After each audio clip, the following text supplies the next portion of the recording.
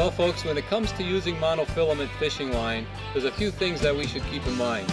And monofilament is readily available, it's inexpensive line, and you know what? You need to keep that line fresh and keep it changed throughout the course of the season.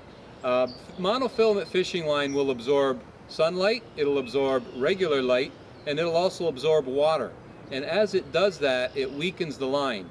So one good thing to do when you're out fishing, if you're out fishing all day, you come back in, the bottom half of your line has been in the water for longer periods of time. That's where your bait is, that's where your lure is. So what I like to do is I like to take, 10, 20 yards of line, snip it off, discard it, and then you should be good to go for the next time out.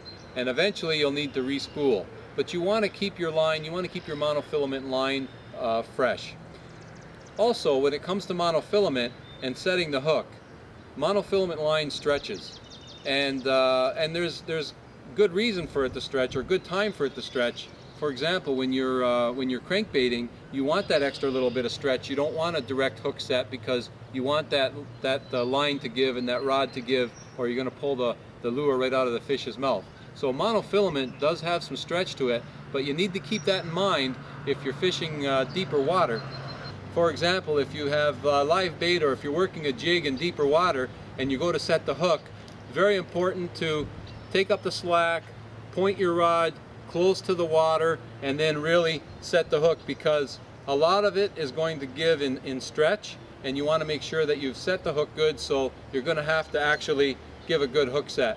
Whereas if you're using braided line, a very small hook set is all you need because it's more of a direct hit.